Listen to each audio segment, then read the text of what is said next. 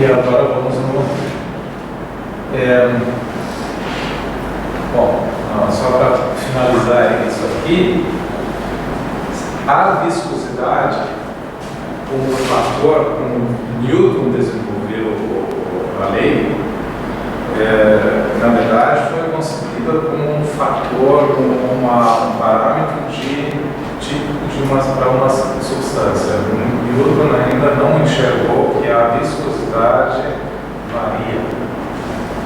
varia com um monte de coisa. E aí isso se torna muito importante. E um dos fatores que influenciam a viscosidade é a taxa de cisalhamento.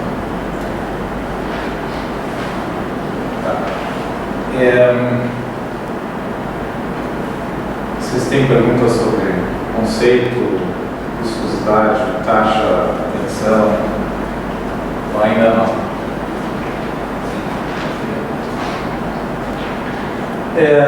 Então, Newton introduziu viscosidade como, vamos dizer, atrito, resistência ao fluxo.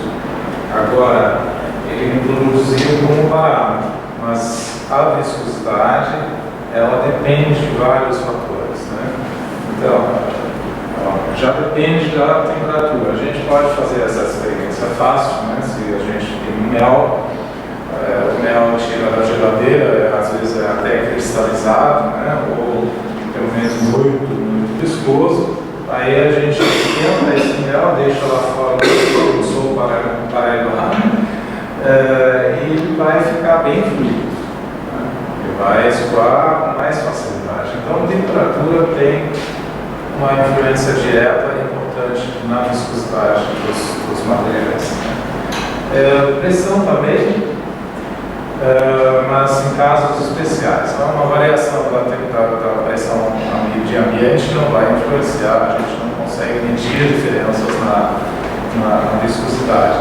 Isso aí é mais importante para toda a área de petróleo, de poço fundo, né, de pressões muito elevadas, 500 bar, 700 bar, né, o pré-sal que perfura lá 7 km, né, aí são pressões altas.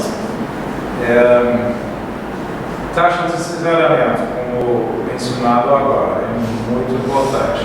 Isso aí porque todo o meu processamento, caracterização dos materiais em diferentes etapas da vida útil, né, e aplicações depende disso aqui. Ainda tem o tempo. Aí é tanto o tempo de envelhecimento das amostras, como é também o tempo de cisalhamento. O tempo que uma amostra fica submetida a um cisalhamento, uma agitação, um bombeamento, alguma coisa assim. E naturalmente a composição. A composição é do formulador, eu não vou mexer nisso aqui. Tá. Viscosidade em função da temperatura, para líquidos normalmente cai. Então, a viscosidade você aumenta a temperatura, isso é uma curva de um óleo, e você pode, dependendo da viscosidade do material, essa queda de viscosidade é mais significativa ou menos significativa, né? Pode ser 1000% por grau, pode ser 10% por grau Celsius. Então, o resultado, a consequência disso aqui é que a gente, em medidas de radiologia, de viscosidade, tem que controlar a temperatura, né? Tem muitas empresas, também muitos grupos de universidades com viscosímetros simples, fazendo medidas em beca.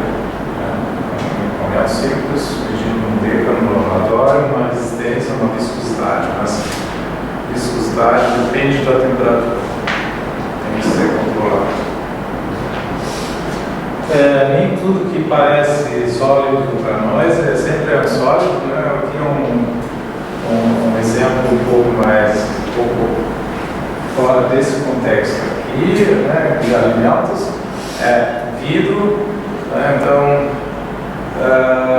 eu só preciso aumentar um pouquinho a temperatura, 1300, 1400 graus, aí o vidro também começa a fluir. Na verdade, tem um exemplo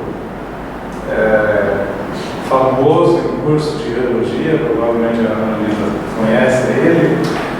O pessoal sempre cita as vidraças de um catedral de Chartres, na França, catedral que tem 500 anos, e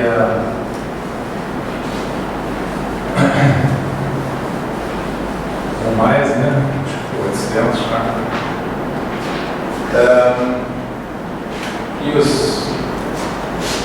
vitrais, eles, se você tira eles, são assim, né? Em cima, isso aí é a espessura.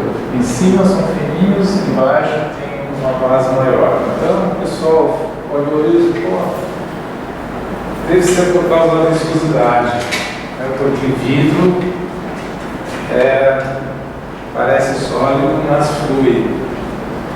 E aí, você olhar 500 anos, né? Então o vidro, por causa da gravidade, né, começou a fluir, então por isso a base é maior do que lá em cima. Eu imagino que não é rápido esse aumento para medir essa viscosidade, essa temperatura. Existem até.